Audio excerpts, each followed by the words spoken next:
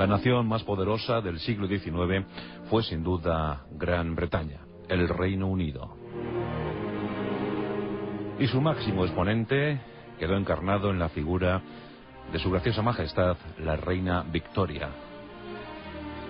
Su nombre ilustró todo un periodo, esa época victoriana, decadente, pero absolutamente magistral, brillante. La reina Victoria fue el ariete de esa segunda revolución industrial. Nacida en 1819, le cupo el honor de reinar muy joven, con tan solo 18 años, tras el fallecimiento primero de su abuelo, el rey Jorge III, y posteriormente Jorge IV y Guillermo IV, sus tíos, que murieron sin descendencia. Por tanto, en 1837 quedaba sola ante un país. ¿Estaría a la altura de las circunstancias? Fue coronada en 1838 y lo que nadie podía intuir, ni siquiera imaginar, es que fuera tan longeva en su reinado, porque reinó hasta su fallecimiento en 1901. Fue la mujer más poderosa del planeta. Bajo dominio británico, pues buena parte del mundo, buena parte del planeta, las posesiones en Canadá, la mitad del continente africano, la totalidad del subcontinente indio, la isla continente de Australia, vamos, toda una inmensidad. En 1877 fue elevada a la dignidad de emperatriz de la India. Fue una mujer que supo estar con unos y con otros, conservadores y progresistas. Los diferentes primeros ministros siempre congeniaron con Victoria, con la reina Victoria. Pero lo principal para ella fue el amor. Sí, el amor, aunque pasa por ser una mujer austera, mujer poco dada a confraternizar con determinados especímenes. Lo cierto es que Victoria tuvo un gran amor en su marido, el alemán Alberto. Fue una boda poco querida por el pueblo. La verdad es que vieron con malos ojos que Alberto llegara desde Alemania para ser príncipe, esposo de la importante reina de Inglaterra. Pero Victoria quedó prendada de ese apuesto alemán, porque era guapo el príncipe Alberto. Tenía estupenda planta y sobre todo era muy conciliador. Esto hizo que poco a poco se acercara al pueblo británico y finalmente le adoraron. Se casaron en 1840, tuvieron 9 hijos, 4 de ellos varones, lo que aseguraba la descendencia, lo que aseguraba el linaje.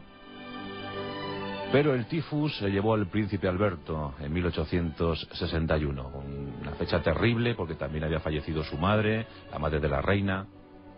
Fue un particular año terrible para la reina Victoria. Desde entonces vistió de luto.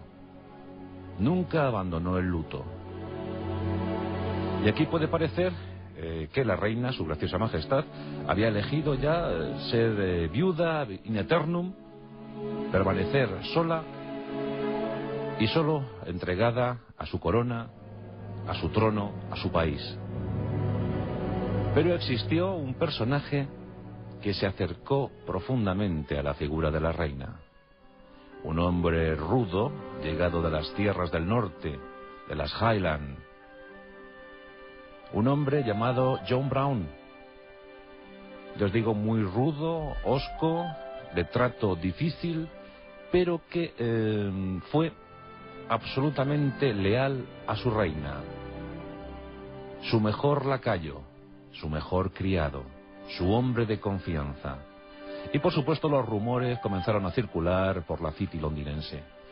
Claro, decían, John Brown está tan cerca de la reina que casi parece su mejor amante. Posiblemente razón no les faltó. Pero John Brown era el hombre de confianza, sí, era el mejor guardia pretoriano de la reina Victoria. Tanto que también se decía que John Brown tenía ascendencia en algunos asuntos fundamentales para el Estado, para el reino, para el imperio.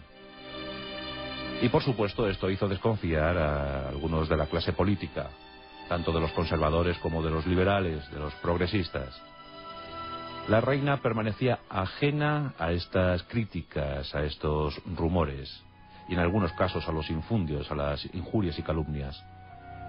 John Brown era un buen hombre. John Brown siempre estuvo al lado de su reina, el más fiel de sus servidores. Y esta historia, que fructificó a lo mejor en amor, no convino a muchos. Entre estos últimos críticos, detractores, se encontraba el príncipe de Gales, Eduardo VII. Eduardo VII era el primogénito, el futuro rey. Y Eduardo odiaba profundamente a John Brown. John Brown hacía lo propio con Eduardo. No se llevaban bien. Procuraban siempre evitarse por las estancias de palacio. Procuraban no verse. Decían que la reina estaba capturada, que estaba casi secuestrada por John Brown, que muy pocos podían acceder a ella sin pasar por el filtro del escocés.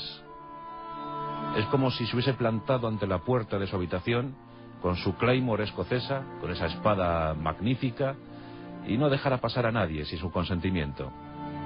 Pero claro, estaban los hijos de Victoria. ¿Ellos no podían acceder a su madre libremente? Pues en casi todos los casos sí, pero en el caso de Eduardo no tanto. Eduardo solicitaba hablar con su madre y lo que le molestaba terriblemente era siempre pedir permiso a John Brown. No se podía ver a Victoria sin hablar con John Brown.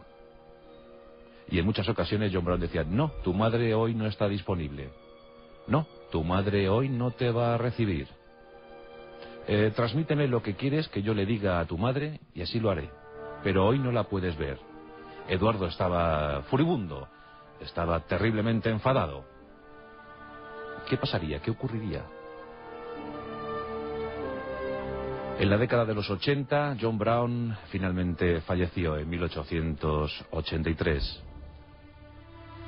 La reina estuvo desconsolada, muy triste. Dicen que tan triste como cuando falleció su marido, el príncipe Alberto. Y es que John Brown, ya os digo, era un buen hombre, un hombre de absoluta confianza, en el que podía descansar, al que se podía confiar. Los secretos de la corte, los secretos de Victoria, John Brown se los llevó a la tumba. Jamás reveló nada, jamás desveló ningún secreto, ningún misterio de la reina. Hombre fiel con mayúsculas. Dicen que la amó hasta las últimas consecuencias. Victoria siguió vistiendo de luto, por supuesto, acaso ya por sus dos amores perdidos, y como acto de homenaje ordenó levantar diferentes monumentos, estatuas conmemorativas, placas de homenaje a John Brown. Hasta ahí llegó su adoración, su tributo a este hombre que también la sirvió. Y es verdad que la isla se llenó de estatuas dedicadas a John Brown, como pago a sus servicios, a sus tributos, a sus silencios. Placas en cualquier punto del país, en cualquier iglesia y monumentos. Esto Eduardo lo llevó fatal. No pudo hacer nada en vida de su madre. Pero en enero del año 1901, atrás había quedado el siglo XIX, la reina Victoria falleció con 82 años. Fue momento para Eduardo VII, fue momento para que su primogénito asumiera el poder, para que llegara al trono. Eduardo VII fue un gran rey, hay que decirlo. Un hombre que odió, curiosamente, a los alemanes, acaso intuyendo la tragedia que se cernía sobre Europa, que cimentó el establecimiento de la Entente Cordiale, que creó lazos de amistad con España, con Francia, con Rusia, que potenció la inmensa armada británica. Fue un hombre, la verdad es que muy certero en los mandos y en la política. Tan solo pudo